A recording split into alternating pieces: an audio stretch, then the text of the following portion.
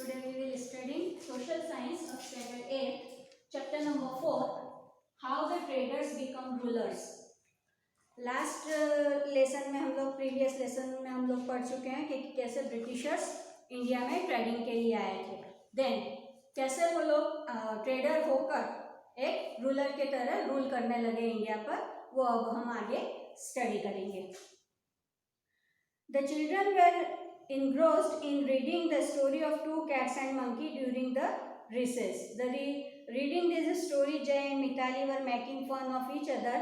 Their class teacher, who was sitting beside them, said, "Children, this too is a policy. The third party takes advantage of a quarrel between the two. The British had expanded their empire in India with such a policy." Jay asked, "Sir, how is that possible?" The class teacher replied that us go to class and there I will explain about how the British came to India and established their rule over the Indians. जैसे हम लोगों ने आप लोग जब छोटे थे तब आप लोगों ने स्टोरी रीड की है.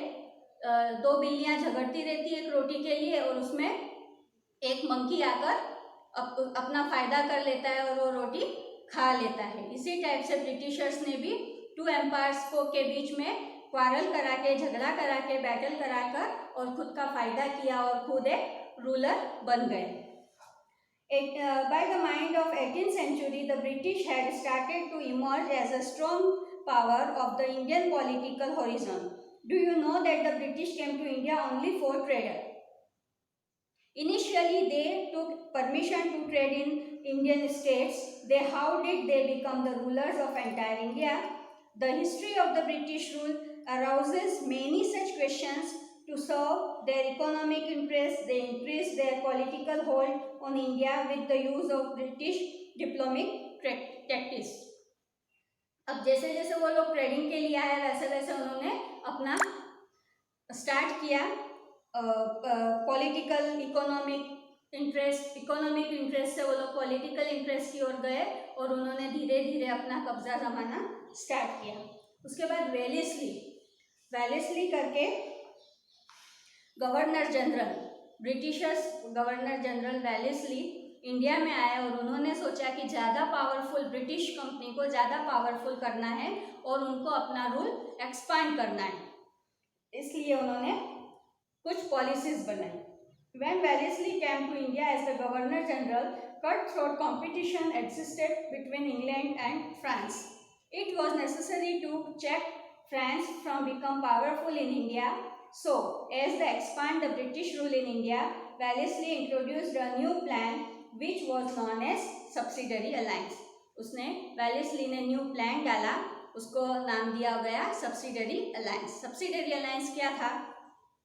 As per the scheme, this princely state that accept the alliance had to maintain the British army as well as keep a British representative in the royal court.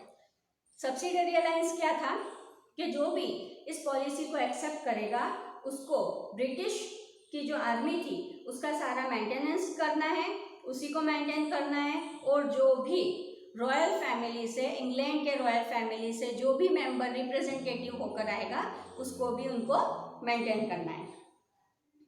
In this way the British could maintain their army without any expanding money. इस type से क्या हुआ, उनको अपनी army पर कुछ भी expand नहीं करना पड़ा और वो अपने आप ही मेंटेन होने लगी. However, the princely state were not allowed to utilize the army at their own will. This system, which made many feel secure in the beginning, made them feel enslaved and threatened. Subsidiary alliance acted like a slow poison for the princely states of India. The Indian state that became the victim of subsidiary alliance were Hyderabad, Mysore, Ayodhya, Jodhpur, Gaikwad of Vadodara, Peshwas of Pune and Sindhyas of Gwalior. अब ये क्या हुआ, जैसे जैसे थोड़ा time पहले तो starting में तो रूलर्स को इतना वो नहीं लगा, उन्होंने ये स्कीम के थ्रू चलना स्टार्ट किया, लेकिन धीरे धीरे वो स्लो पॉइजन का काम करने लगी. Subsidiary alliance is a slow poison for princely states. इसके विक्टिम धीरे धीरे करके इसके विक्टिम्स विक्टिम्स हो गए। कौन थे जो थे वो? Hyderabad, Mysore, Ayodhya, Jodhpur, Gaekwad of Vadodara, Peshwas of Pune and Scindias of Gwalior. इन सभी ने इस सब्सिडरी अलायंस को एक्सेप्ट किया। देन फर्स्ट कौन था? First was Nizam of Hyderabad, जिन्होंने ये सब्सिडरी अलायंस सबसे फर्स्ट एक्सेप्ट किया। Then it was Mysore and Ayodhya, उसके बाद मैसूर किया और उसके बाद अयोध्या। देन तंजूर, कर्नाटका, ये सारे states one by one accept करते रहे। जब मराठास की बारी आई तो उन्होंने बहुत सारी फाइट की। जो सबसे फर्स्ट निज़ाम ने एक्सेप्ट किया था सब्सिडरी अलायंस, उन्होंने ही मराठास के साथ बहुत सारी बैटल्स की और लास्ट में जब बैटल्स में बहुत डेथ ऑफ नाना फडणवीस, सबसे ब्रेव लीडर थे मराठास के, उनकी डेथ के बाद सब्सिडरी अलायंस उन्होंने एक्सेप्ट की। देन मैसूर में टीपू सुल्तान, जो मैसूर के सुल्तान थे, उन्होंने भी इसको एक्सेप्ट करने से मना कर दिया। इसमें ब्रिटिशर्स और उनके बीच काफ़ी बैटल्स हुई। इस टाइप से उन्होंने धीरे धीरे divide and rule policy follow करते हुए ब्रिटिशर्स ने दो रूलर्स को लड़ाते हुए बीच में उनके बीच में कुछ न कुछ नाना फडणवीस जो उनके ब्रेव लीडर थे, उनकी डेथ के बाद मराठास ने एक्सेप्ट किया ये। इसी टाइप से ब्रिटिशर्स ने डिवाइड एंड रूल की पॉलिसी फॉलो करते हुए बहुत सारे प्रिंसली स्टेट्स को सब्सिडरी अलायंस एक्सेप्ट करने के लिए बहुत सारा फोर्स किया उसके ऊपर और उन लोगों को ये पॉलिसी एक्सेप्ट करनी पड़ी। ऐसा सब करते हुए विद इन 7 ईयर्स के अंदर वेलेस्ली ने बहुत सारा ब्रिटिशर्स का जो रूलर एरिया था वो बहुत सारा उन्होंने बिग कर दिया और बहुत सारा फैला लिया। यहाँ पर हमारे पास मैप है, मैप में बहुत सारे स्टेट्स दिए हुए हैं जिसके थ्रू हमको पता चलता है कि कहाँ कहाँ पर उनका वेलेस्ली ने रूल अपना एक्सपांड किया। Then expansion of the British rule in India.